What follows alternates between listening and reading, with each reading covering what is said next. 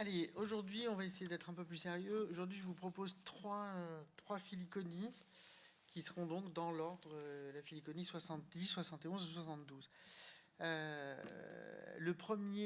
première filiconie que j'essaie de vous proposer aujourd'hui est un objet un peu étrange, un objet qui est très peu connu, qui porte le nom de psautier de Cloudov, qui est daté, c'est une estimation, mais qui est daté du 9e siècle, et qui est, ça c'est une double page à l'intérieur, qui est donc un recueil de psaumes écrit en grec ancien, et qui est conservé au musée d'histoire de Moscou.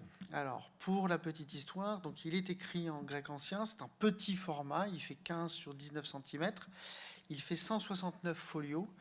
Donc je vous rassure, nous ne ferons pas les 169 folios, nous n'en ferons que 2. Ce sera bien suffisant. Et j'essaierai de vous proposer un certain nombre de trucs autour de ça.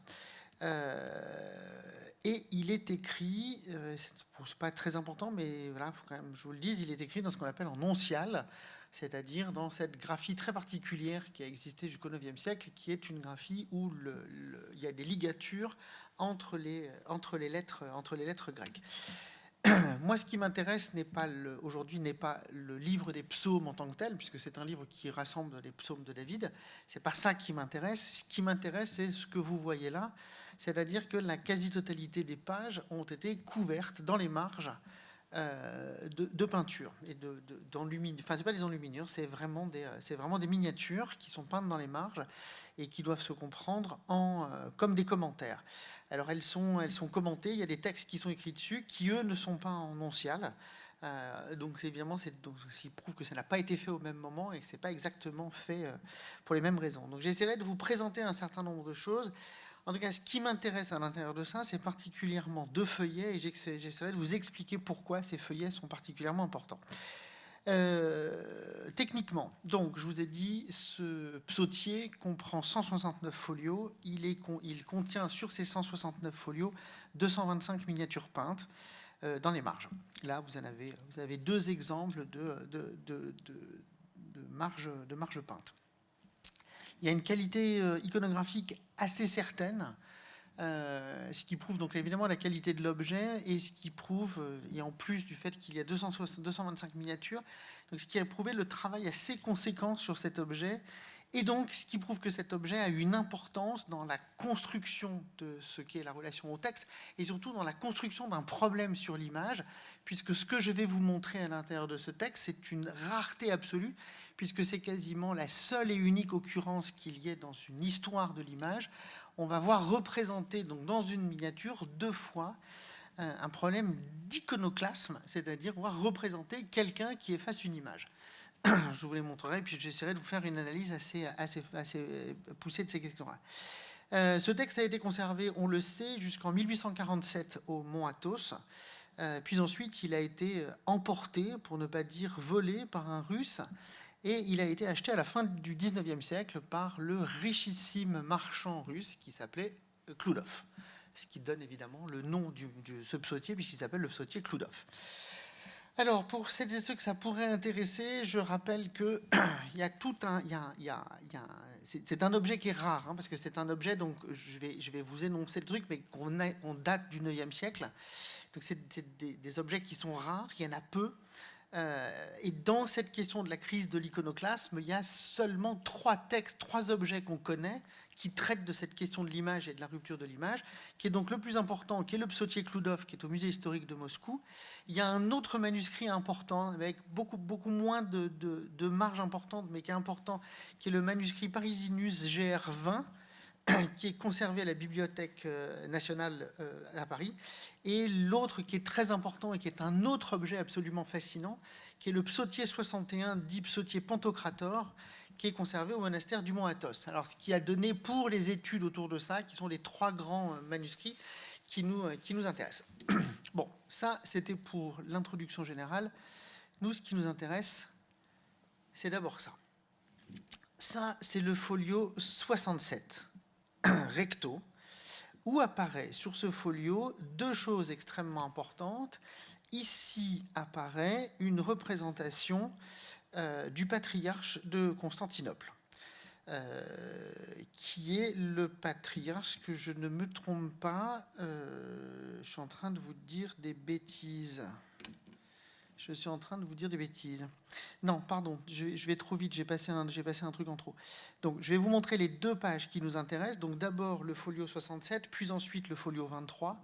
Ça, c'est le folio 67 qui va représenter ici donc, l'empereur et le patriarche en train de regarder un effacement d'icônes. Et le deuxième, qui est le folio 23, qui lui est encore beaucoup plus important, où là je ferai un commentaire beaucoup plus important pour la compréhension de ce qui se passe ici, puisque ce qui va se passer, c'est ça. Et c'est ça que je vais essayer de vous expliquer en détail, c'est ce que vous voyez ici, qui est donc Jean VII le grammairien, le patriarche de Constantinople, qui est en train d'effacer une éponge, n'importe quoi, qui est en train d'effacer une icône avec une éponge enduite de chaux.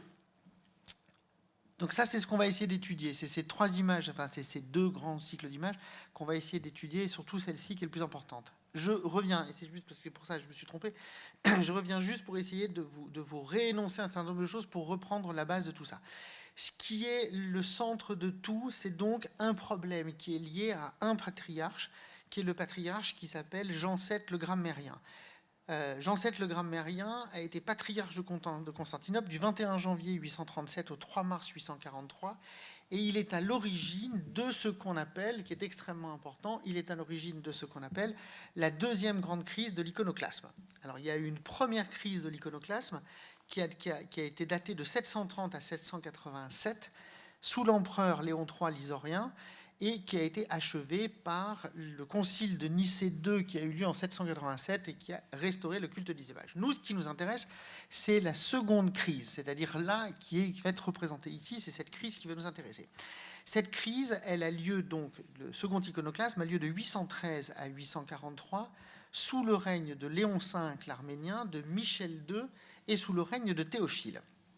C'est lui que vous allez voir représenté à l'intérieur de ça. Et c'est seulement la veuve de Théophile, Théodora, qui, alors qu'elle est régente, parce que son fils, qui s'appellera ultérieurement Michel III l'Ivrogne, son fils est beaucoup trop petit, oui, ou Michel III le débauché, parce que visiblement, Michel III avait des comportements, voilà, enfin bon, c'est autre chose. En grec, c'est ça, il est nommé Ométusos, c'est-à-dire l'ivrogne, ou celui qui est toujours ivre. Qui a régné très longtemps, hein, qui a probablement un empereur qui a sans doute d'autres intérêts dans la question de la restauration du culte des images, mais peu importe. Et donc, c'est Théodora, donc la mère de Michel III, qui sera régente et l'impératrice régente, qui va restaurer le culte des images en 843. Et après, les choses vont à peu près se stabiliser.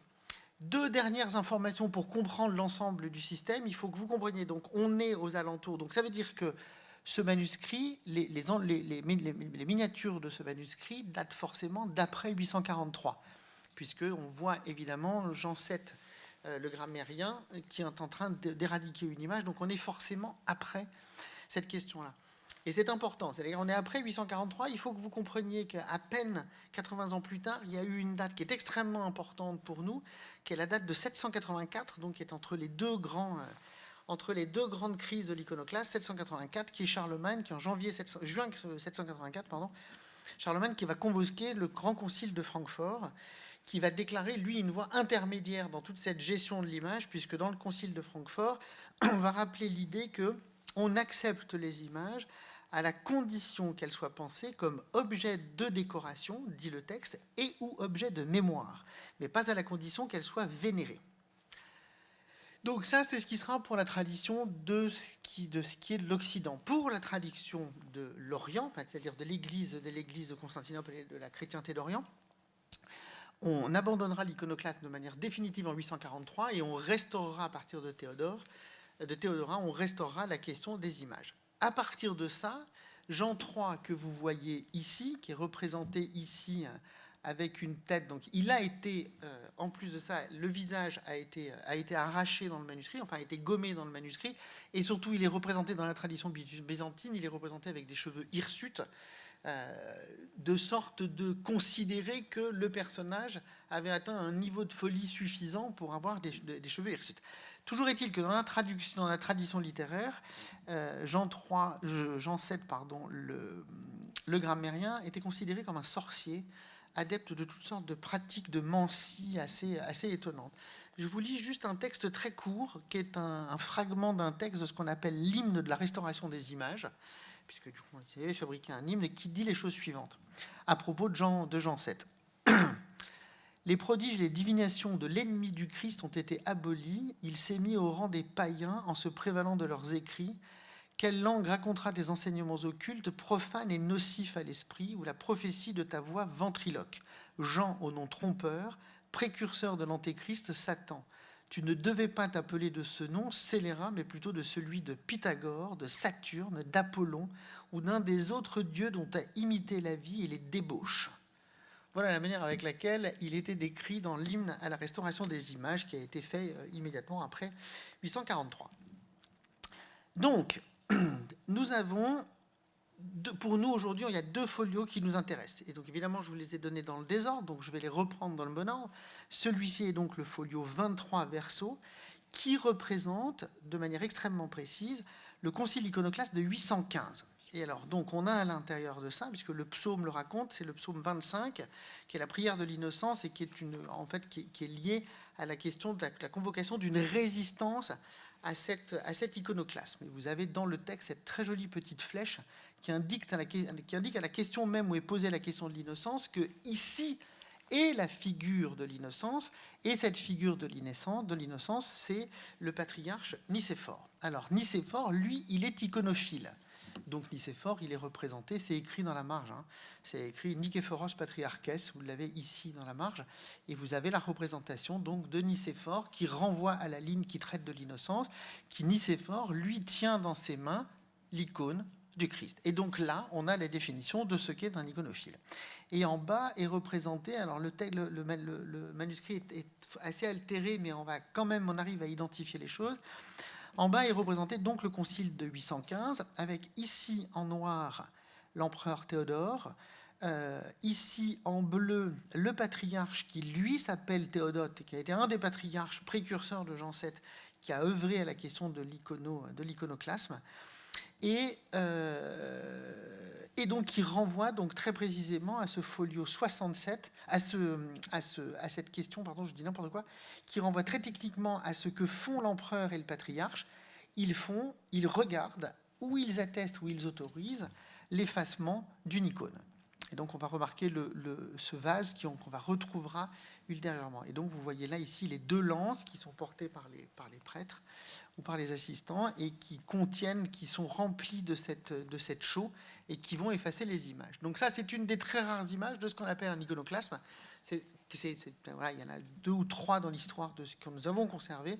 Et là, on y est représenté de manière très forte. Vous avez d'un côté un iconophile, Nicéphore, qui tient l'image, qui tient l'icône, et de l'autre l'effacement de l'image lors du concile de 815.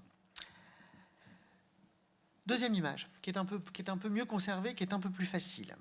C'est donc celui-ci, le folio 67 recto. Ce qui est écrit sur le texte, c'est donc le verset 21 du psaume, où il est écrit dans ce verset « Ils ont mis du poison dans ma nourriture, quand j'ai soif, ils m'ont fait boire du vinaigre ».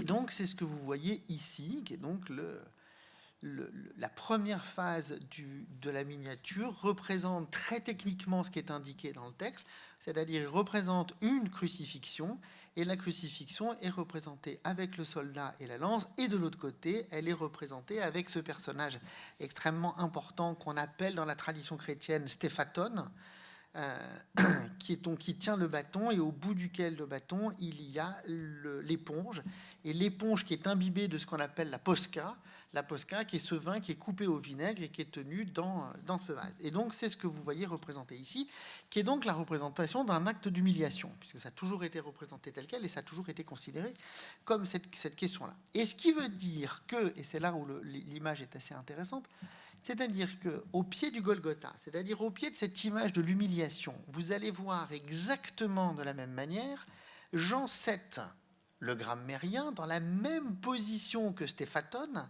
c'est-à-dire tenant une lance qui tient lui aussi une éponge avec le même vase qu'on a vu au folio 23, sauf que ce vase ici contient la Posca, c'est pour ça qu'il est sombre, ce vase ici contient la chaux vive, et c'est pour ça qu'il est blanc.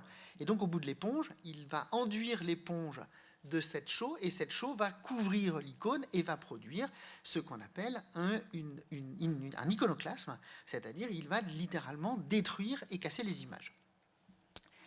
Alors, donc une fois qu'on a compris ça, on a compris qu'effectivement cette image, elle est l'image la plus précise et la plus claire de ce qu'on appelle un iconoclasme au moment de la restitution de l'iconodulie ou de l'iconophilie, c'est-à-dire de l'adoration des images. Alors dans l'histoire de l'art, c'est extrêmement important parce que cette grande question, cette question des régimes d'images, c'est très rare qu'on voit des représentations de cet iconoclasme. Je vous ai mis après donc, une image un peu plus précise de cette chose. Donc vous voyez bien le grand vase qui est le même que le vase avec la Posca, mais qui cette fois-ci contient la chaux.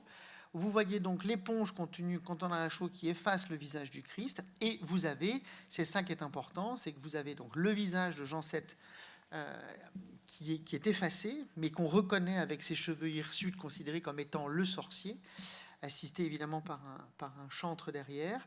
Et vous avez, c'est ça qui est quand même extrêmement important, c'est le texte qui accompagne le truc. C'est donc vous avez ici écrit en grec eikonomakoi, qui est donc la contraction de deux mots, eikonel, l'image, makia, qui est la guerre, c'est-à-dire la lutte, la guerre contre les images qui présuppose en fait une iconoclasmie, c'est-à-dire le fait de casser l'image et de la détruire. C'est exactement ce qu'ils sont, donc c'est au pluriel, et iconomakoi puisqu'ils sont deux, donc ce sont deux participants à cette guerre des images, à cette iconomachie, il faut l'appeler comme ça. Et à gauche, c'est un petit peu plus compliqué, parce que c'est très compliqué de lire le texte de gauche, mais je vous en proposais une lecture. J'ai encore des doutes, mais j'ai retravaillé pendant un moment dessus, mais a priori, j'arrive à vous le lire de cette manière. Donc, qui serait écrit ici, ça c'est une abréviation, mais qu'on aurait arrivé à voir, avec Kai Autoi, Mekantes Udor. Donc ici, vous avez le Udor, avec le delta ici, le micron, qui est ce mot extrêmement compliqué, mais j'y reviendrai tout à l'heure. Udor, ça c'est le mot le plus compliqué que j'ai. On a du mal, toute personne a du mal à lire, mais que pour le moment je lis comme Knaobeston Epitroposopon, qui est ici. Ce qui voudrait dire, si j'arrive à proposer une interprétation de ce fragment, il faudrait l'entreprendre de cette manière-là, qui est Kaiutoi, et donc eux-mêmes. Mekantes, le mot Mekantes, la mécanée en grec, c'est-à-dire le dispositif, le fait de produire quelque chose. Udor, et alors Udor, c'est quelque chose qui est assez beau. Udor, c'est le mot qui a donné par exemple le mot hydrophile. Udor, c'est le mot qui dit l'eau. Donc c'est-à-dire que Kaiautos Mekantes Udor, c'est-à-dire et ceux qui appliquent ou ceux qui produisent le liquide ou qui mettent le liquide, donc qui sont cet acte qui est décrit ici. Et ensuite la phrase qui serait donc ce que j'arrive à lire, Knaobeston epitroposopon, qui est pour détruire le visage, puisque prosopon dit le visage. Et donc est écrit directement dans cette image, est écrit vraiment l'acte de ce qu'est cette iconomachie, c'est-à-dire cette guerre des images qui consiste donc à détruire les visages.